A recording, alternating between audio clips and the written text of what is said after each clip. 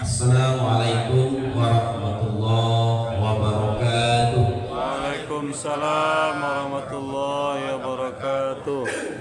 Alhamdulillah, alhamdulillahi rabbil alamin, wassalatu wassalamu ala asrafil anbiya'i wal mursalin wa ala alihi washabihi wa rasulillahi ajma'in. Asyhadu an la ilaha illallah wa asyhadu anna Muhammadan abduhu wa rasuluhu la nabiyya ba'd. Pertama dan utama sekali, marilah kita mengucapkan puja serta puji syukur kehadirat Allah, mana subuh ini kembali kita diberikan oleh Allah Subhanahu wa taala nikmatnya, rahmatnya beserta karunia-Nya, sehingga pada subuh kali ini kita masih bisa melangkahkan kaki dan menjulurkan tangan menuju masjid yang sama-sama kita cintai ini. Selawat dan salam hanya kita utuhkan buat baginda Rasulullah sallallahu alaihi wasallam dengan lafaz Allahumma shalli ala Muhammad wa ala ali Muhammad. Baiklah Bapak Ibu yang dimuliakan Allah, sesuai jadwal sebetulnya kita bersama Pak Amirwan, mungkin dengan kesibukan beliau hari ini tidak bisa hadir. Jadi subuh ini karena di akhir tahun supaya kita sehat. Nah, alhamdulillah Ustaz Dr. Rahmat Taufik akan menyajikan masalah kesehatan kepada kita. Hari ini jangan lupa pada minggu sudah sholat asar, beko, baca doa akhir tahun. Karena kini terakhir tinggal 30 Zulhijjah. Besok lah 1 Muharram dan besok jangan lupa beko sudah sholat maghrib kita baca doa awal tahun. Nah, sudah maghrib dan sudah siang. Jika pada dia yang dimuliakan Allah, mudah-mudahan nanti dia disajikan oleh Pak Dokter. Mudah-mudahan kita diberikan kesehatan di akhir tahun ini untuk menyambut tahun baru Islam 1446 Hijriah. Langsung saja pada Pak Dokter kita persilakan. Ustaz RT. Ustaz RT. Ustaz RT. Rahmat tapi Itu artinya RT. Ustaz RT. Ya, Pak RT gitu. Bagi gua Pak RT. Apa jabatan? Udah tahu ya buat mau Mas Haji kok. Pak RT.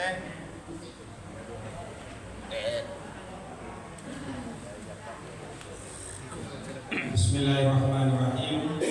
Assalamualaikum warahmatullahi wabarakatuh. Waalaikumsalam warahmatullahi wabarakatuh.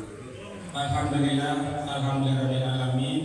Wassalatu wassalamu ala asrofil anbiya'i wal mursalin wa ala alihi wasallam ajma'in.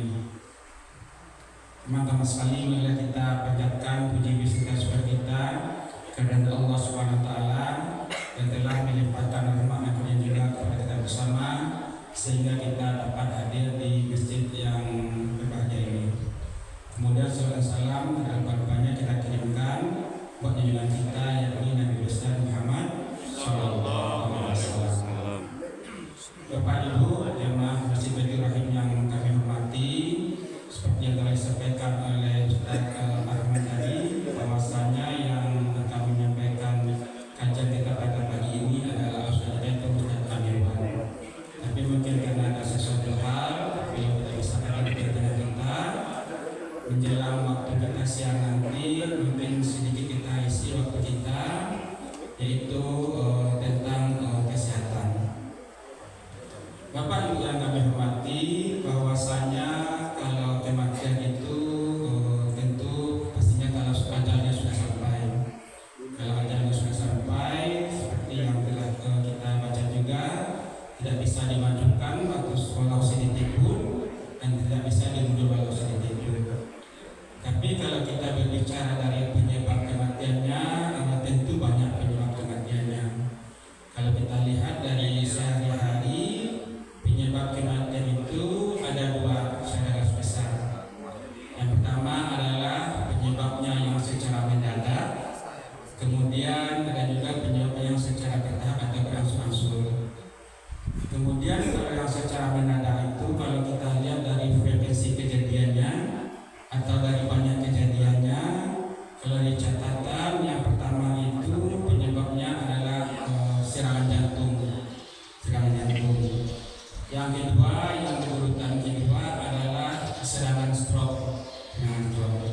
Kemudian yang ketiga baru trauma atau kecelakaan. Jadi itu adalah tiga besar penyebab kematian yang dari segi waktu kejadiannya itu adalah secara mendadak atau secara tiba-tiba. Kemudian kalau dari kejadian yang berangsur-angsur tadi,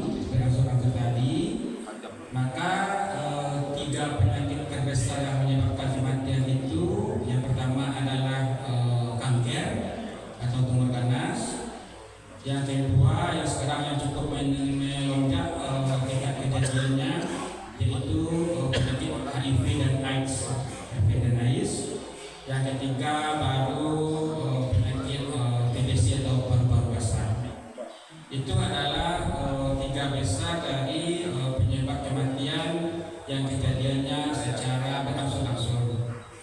Kemudian karena waktu kita yang sangat terbatas ini, kita kaji saja satu yang paling besar yang menyebabkannya secara mendadak atau tiba-tiba tadi adalah penyakit jantung atau serangan jantung. Jadi kita lihat atau kita dengar seseorang teman kita atau dari kejadian-kejadian itu, dia misalnya meninggal secara mendadak. Meninggal secara mendadak artinya sebelumnya masih kita lihat beraktivitas seperti biasa, atau kadang masih berhubungan dengan kita seperti biasa, tiba-tiba kita dengar misalnya dia pusing atau jatuh, kemudian dia meninggal. Dan ada juga kadang-kadang ini tidak mengenai pada orang yang usia sudah lanjut saja, bahkan pada orang-orang yang masih muda, yang kadang dia aktivitasnya bagus, artinya dia rajin olahraga, kadang juga menimbulkan kematian pada waktu dia beraktivitas olahraga. Bisa kita sering dengar lagi bermain bulu tangkis misalnya, atau lagi bersepeda, atau lagi bermain futsal. Kadang-kadang ada orang yang kita dengar itu dia meninggal secara mendadak, dan itu penyebabnya adalah adanya serangan jantung. Jadi Bapak Ibu yang kami hormati, kalau kita lihat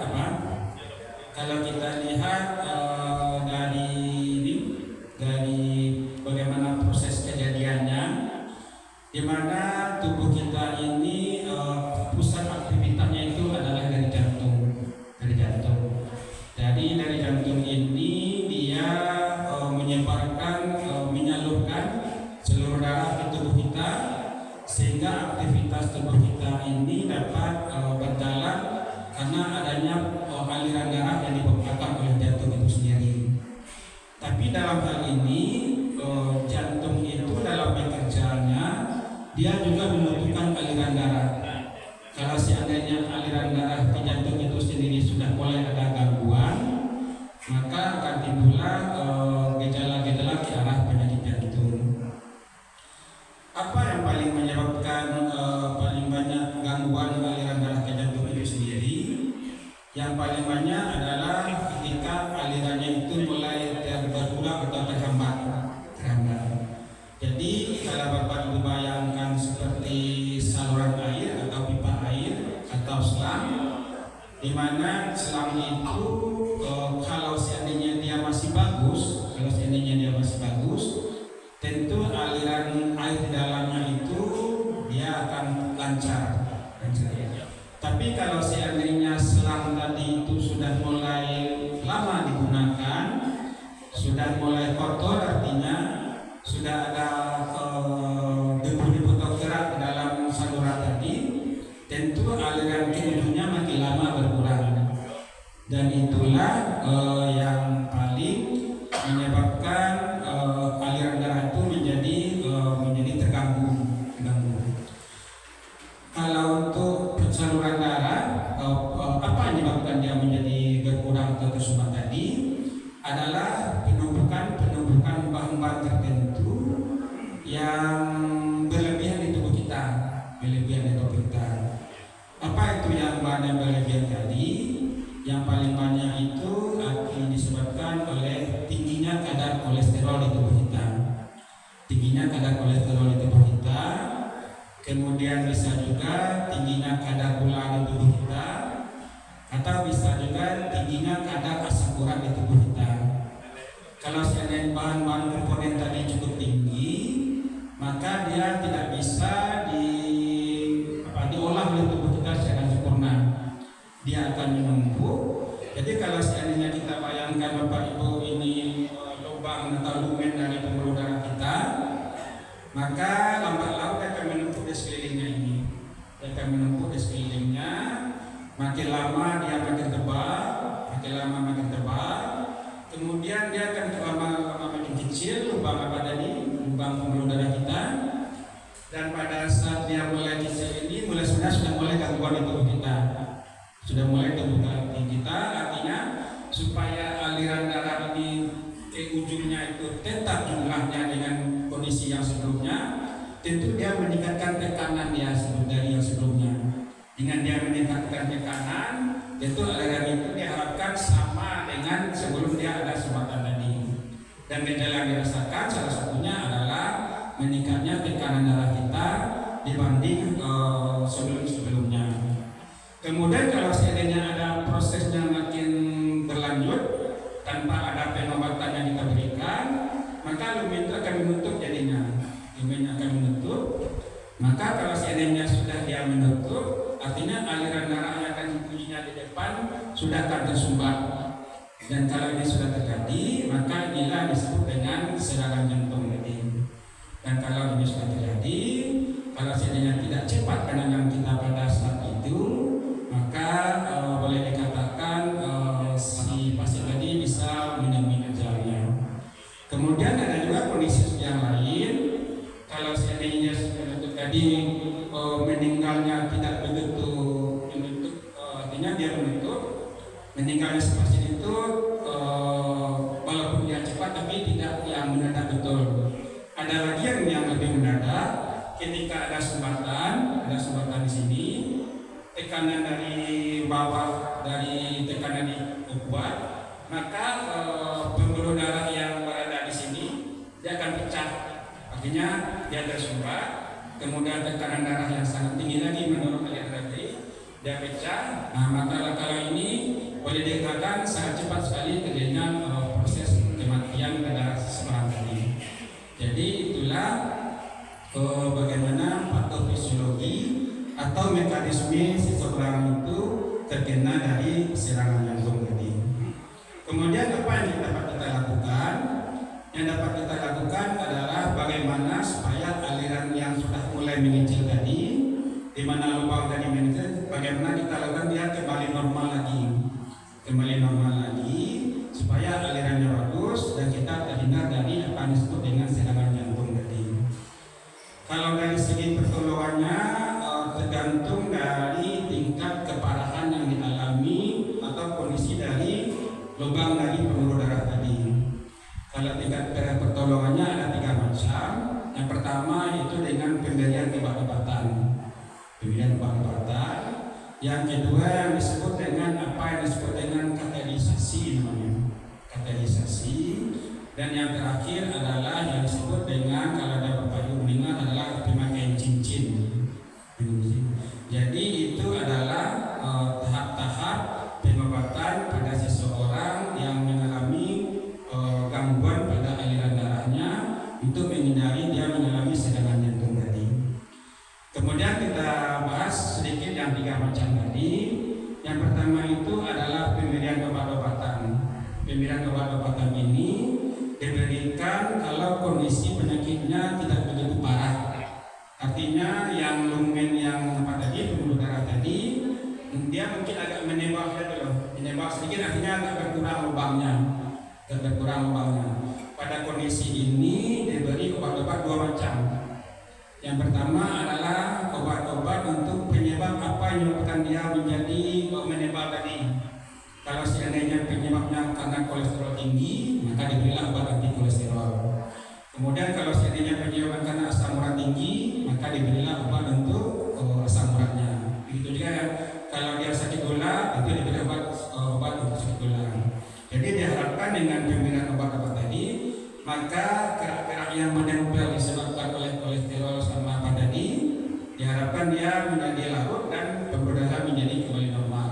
Itu obatnya. Yang kedua adalah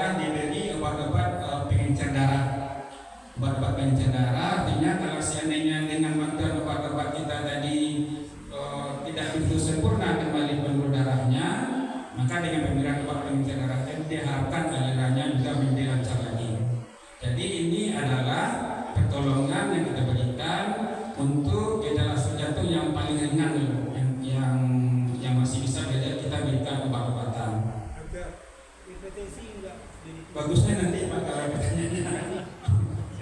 Maaf ya. Jadi kalau pertanyaan nanti kita kasih waktu untuk diskusi. Sebab kalau seandainya sekarang kita berikan waktu kita nanti melebar-lebar Pak nanti kita yang dua lagi nanti terlupa nanti. Itu ya yang pertama. Yang kedua tadi yang kami sebut dengan kategorisasi namanya. Kategorisasi. Mungkin selama ini sebagian Bapak Ibu yang tahu kategori misalnya pada waktu kita susah buang air kecil misalnya. Ada orang-orang yang tidak bisa buang air kecil atau orang-orang yang akan operasi dalam jangka waktu yang cukup lama, maka untuk membantu keluar buang air kecil maka diberilah alat kateter. Prinsipnya seperti itu juga. Jadi kembali kita bayangkan kepada pembuluh darah yang sudah mulai menyempit tadi. Misalnya dia sudah mulai menyempit, kemudian sudah dia tebal. Artinya kalau seandainya kondisi dia tebal ini diperkirakan dengan pemberian obat-obatan yang kita berikan tadi, diperkirakan tidak akan berhasil. Artinya penyakitnya sudah lebih berat lagi, maka akan dimasukkan alat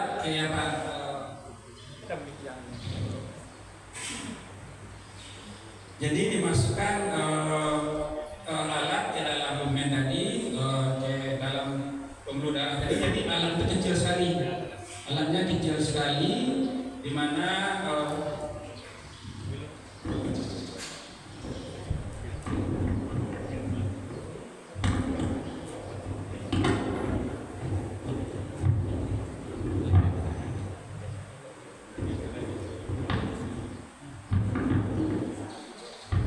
jadi Bapak Ibu kita peragakan biar Bapak Ibu bisa membayangkan.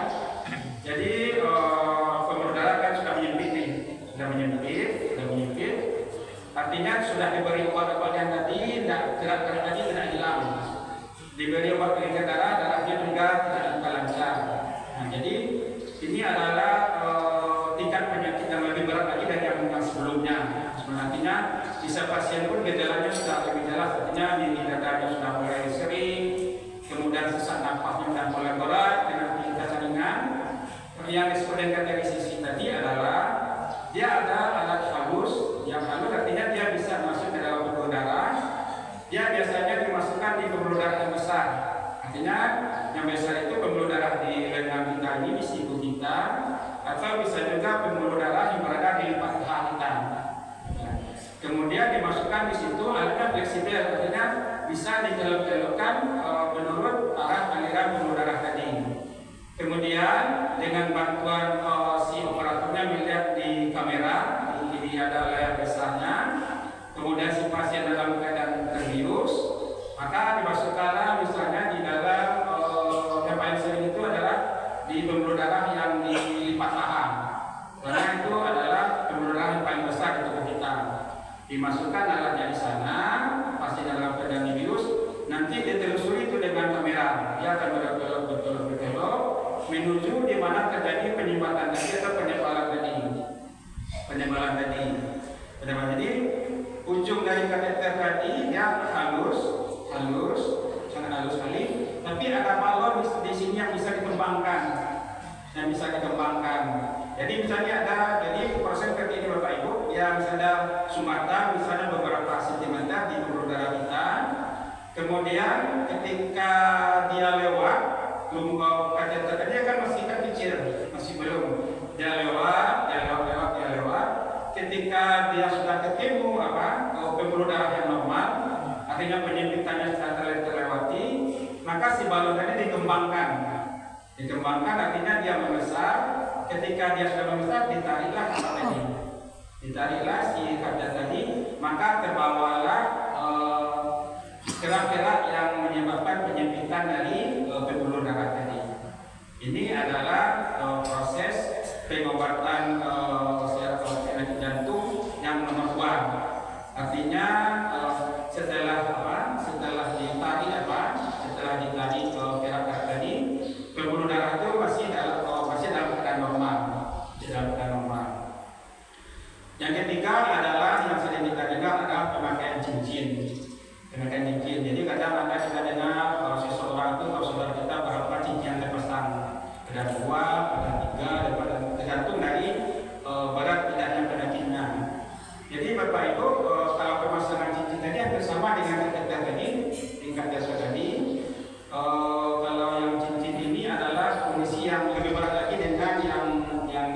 semacam kateter tadi. Jadi kalau dengan pemasangan kateter cincin ini, kita kembali kepada tadi ada penyumbatan tadi, ada penyumbatan, kemudian dengan proses kateter tadi dilewati, dikembang-kembangnya dan ditarik lagi sehingga gerak-gerak tadi lepas. Tapi ada kondisi-kondisi tertentu, ada yang sudah berat kondisinya. Artinya ketika lumennya ketika keramnya tidak bisa kita bersihkan, tapi ada kelemahan di pembuluh darah ini. Artinya dia menempel seperti ini. Dia menempel karena dindingnya sudah dalam keadaan lemah. Dan kalau seandainya tindakan kita cuma sampai di tahap kateter saja, maka kita aliran darah itu tinggi, aliran darah tadi tidak lancar. Maka dipasanglah cincin di dalamnya itu, supaya dia bisa lumen pembuluh darah tadi itu menjadi bagus lagi. Dan tergantung cincin itu tergantung berapa titik yang mengalami kondisi seperti ini. Semakin banyak katanya yang cincin dipasang, berarti semakin berat kondisi yang dialami oleh si pasien tadi. Jadi itulah Bapak Ibu, kita bahas satu dulu penyebab kematian mendadak pada seseorang, ada manusia, dan dari segi frekuensi inilah yang menyebabkan paling banyak dari kondisi itu. Satu lagi yang menyebabkan kenapa dia sudah tidak mendadak sebenarnya Bapak Ibu. Sebenarnya dia sudah ada proses di tubuh kita. Artinya sebenarnya sampai ke tahap yang tadi itu pasti sudah ada prosesnya. Cuma kadang-kadang kita tidak begitu memperhatikan, artinya gejalanya kadang masih ringan, artinya gejalanya masih misalnya nyeri dadanya masih sekali, atau gejala sesak napasnya tidak begitu sering, sehingga kita kadang tidak tahu dengan kondisi seperti itu. Kita tahunya kalau dia sudah menyerang secara mendadak saja.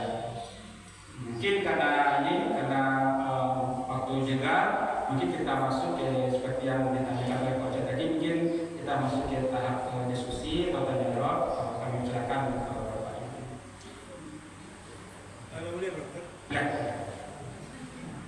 Terima kasih dokter. Ya. Penyebab sakit jantung itu pernah terjadi di komplek kita dokter. Ya. Pas ketua masjid itu di sini. Jadi namanya. Kami sama main badminton di belakang. Jadi pas sesudah maghrib dia jatuh, langsung dia membiru. Ya. Ternyata waktu itu ibunya larang dia untuk main karena tensinya tinggi. Jadi kejadian itu nggak bisa tertolong, dia meninggal di tempat saya. Dia dilarikan ke isolasi, tidak bisa lagi. Kira-kira bagaimana itu dokter? Potensi ini? Ya. Jadi yang telah kami sampaikan sebelumnya, sebenarnya yang serangan jantung mendadak itu kalau kita lihat flashback belakang itu sebenarnya tidak akan terjadi kalau seandainya kita ada menjaga kesehatan kita. Dan seperti yang kami bilang tadi, serangan jantung itu karena ada sumbatan dari pembuluh darahnya, dan sumbatan pembuluh darah ini prosesnya tidak terjadi mendadak. Artinya dia sudah terjadi beberapa bulan sebelumnya, tapi karena dia tidak menimbulkan gejala di kita, maka kita tidak awal seperti itu. Dan penyebab yang seperti kami bilang tadi karena peningkatan komponen-komponen seperti kolesterol, kemudian asam urat, kemudian gula darah, itu adalah faktor sebetulnya seperti itu. Kemudian juga karena kebiasaan merokok juga, kebiasaan merokok di mana nikotin yang berada di rokok tadi juga menumpuk di pembuluh darah kita. Kemudian juga penyakit hipertensi atau tekanan darah tinggi. Jadi itulah komponen-komponen yang menumpuk ke kita menyebabkan nanti resikonya adalah adanya serangan jantung. Jadi kalau seandainya kita sudah ada dengan yang kami sebutkan tadi, maka tentu kita berubahlah dari sekarang supaya serangan jantung itu tidak timbul kepada kita. Kemudian satu lagi berhubungan dengan aktivitas. aktivitas yang mendadak di tubuh kita, artinya jantung kita itu langsung mendadak memompa lebih kuat, maka itulah yang menyebabkan serangan jantung itu terjadi. Artinya peningkatan seperti dengan mobil ini. Kalau kita menyerang mobil kan biasanya dari gigi 1, 2, kecepatan kan bertahap. Tapi kalau seandainya dia langsung kita gas, maka kan tidak bagus untuk mobil itu sendiri, dan tidak bagus kondisi kita di dalam. Dan begitulah dengan kondisi jantung kita. Kondisi jantung kita kalau seandainya aktifkannya secara mendadak dan dia bebannya cukup berat, ditambah dengan kondisi pembuluh darahnya yang sudah tidak bagus, maka pada saat itulah dia menjadi pecah dan timbullah serangan jantung. Jadi kalau untuk kita ditanya usia purna bakti ini yang kita sebagai pemerintah kita di sini, maka kita hindarilah olahraga yang bersifat dengan aerobik. Aerobik ini adalah meningkatkan kondisi jantung itu secara mendadak. Lalu kalau olahraga yang non aerobik. Non aerobik adalah peningkatan jantung kita di olahraga itu peningkatannya secara bertahap. Apa itu contoh-contoh olahraga yang aerobik? Seperti yang disampaikan oleh Coach tadi adalah bulu tangkis. Bulu tangkis ini walaupun lapangannya kecil, tapi jauh lebih berat daripada kita lakukan tenis lapangan. Kalau bulu tangkis kita harus mengejar kesana kemari, tidak ada kita untuk berdirinya mungkin ketika bola sudah mati. Tetapi kalau saya tenis lapangan atau pingpong juga yang kita lakukan sehari-hari, itu merupakan yang non aerobik, artinya peningkatan jantung itu secara bertahap. Kemudian yang aerobik itu lagi contohnya futsal. Futsal walaupun lapangan kecil, dia lebih berat kita lakukan daripada kita melakukan sepak bola yang lapangannya besar. Kalau futsal itu kita terpaksa berlari di sepanjang permainan sehingga jantung kita itu terpompa lebih lagi.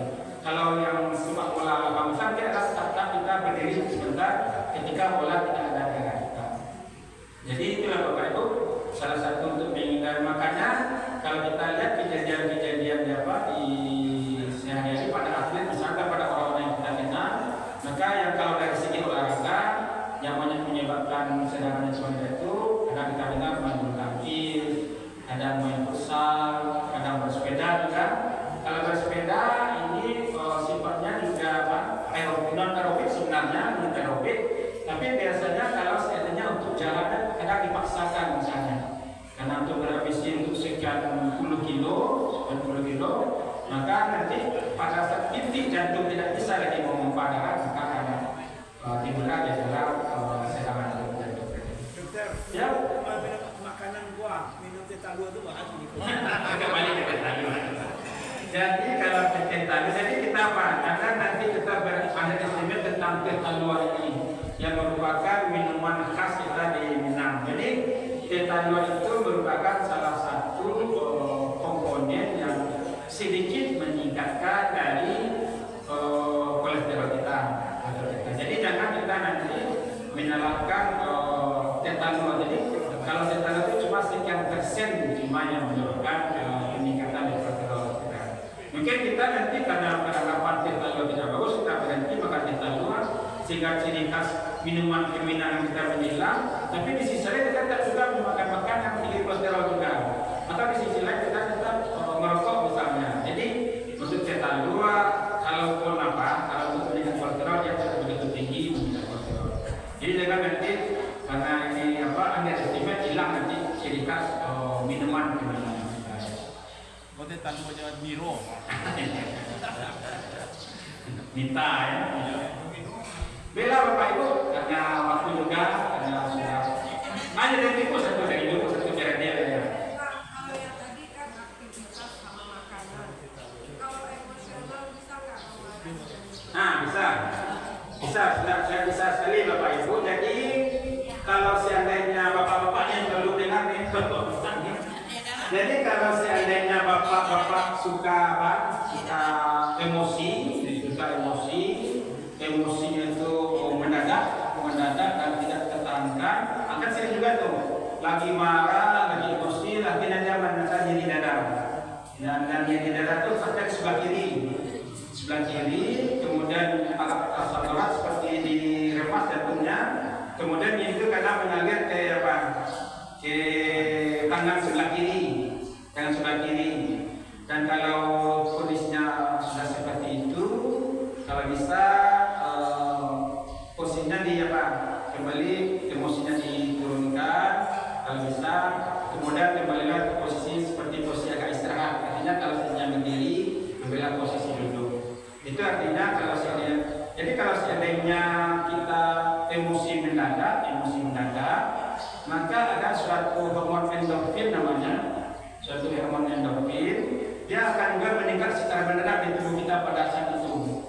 Dan efek dari meningkatnya endorfin ini adalah efeknya adalah tekanan darah kita juga mendadak itu.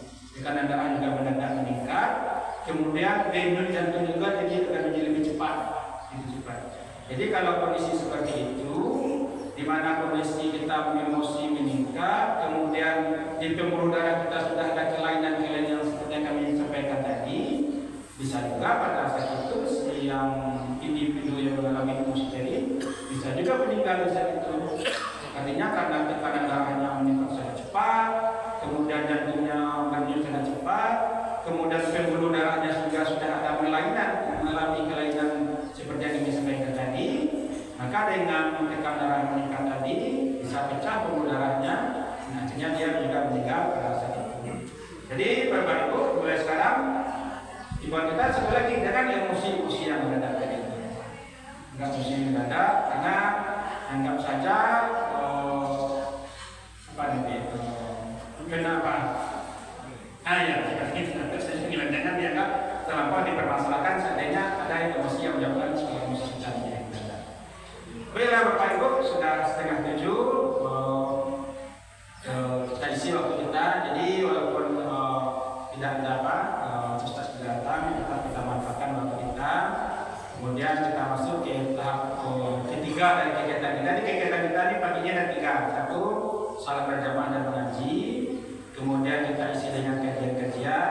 Yang ketiga ini belajar dulu, yaitu Al-Maidah-nya. Jadi karena sudah sampai jam 6:30, kami tutup saja kajian kita pada pagi ini. Terima kasih atas perhatian Bapak Ibu. Terima kasih atas pertanyaannya. Kemudian kami mohon maaf kalau ada penyampaian dari kami tadi yang tidak berkenan. Kami tutup saja dengan wabillahi taufiq wal hidayah. Assalamualaikum warahmatullahi wabarakatuh. Waalaikumsalam warahmatullahi wabarakatuh. Mantap partai.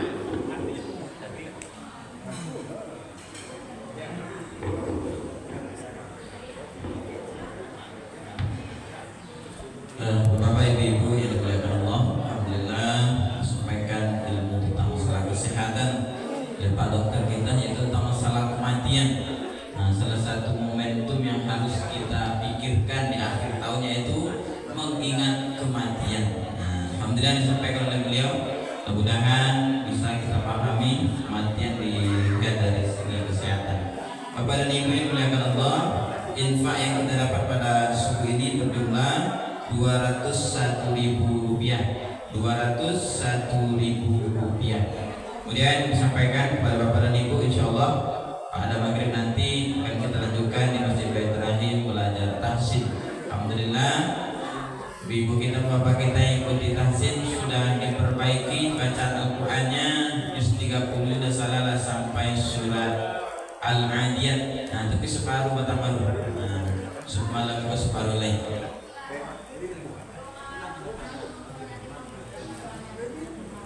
Doa akhir tahun dan doa awal tahun baru kita set di grup. Panjang doanya terus set di grup. Jadi Bapak dan Ibu yang dimuliakan Allah, alhamdulillah kita di akhir tahun ini disajikan oleh Allah Subhanahu wa taala berbagai macam ibadah.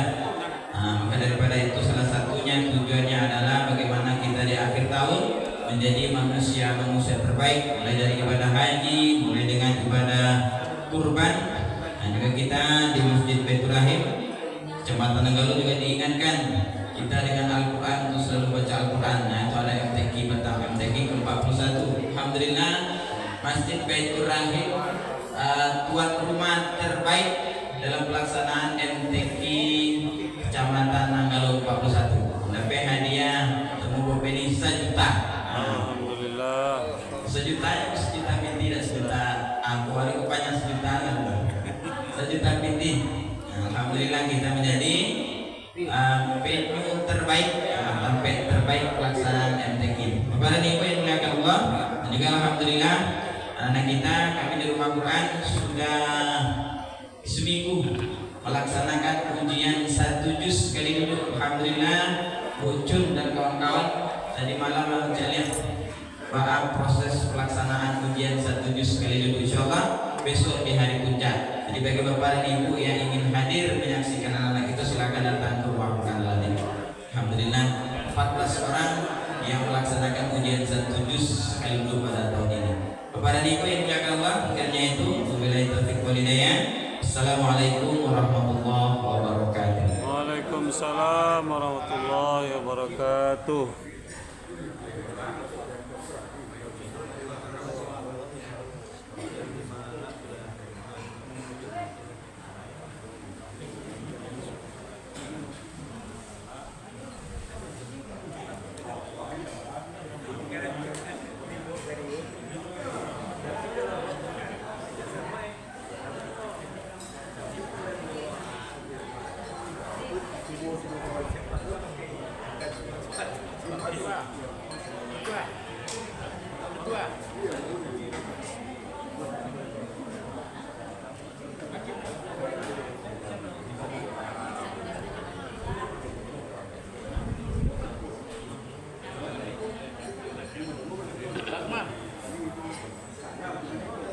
Awak akan menggantikan bed, ya?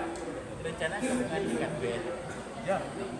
Jadi kamu usul saja aku agak menencong nanti aku masalah karena disesuaikan lagi ya agak begitu aja itu mana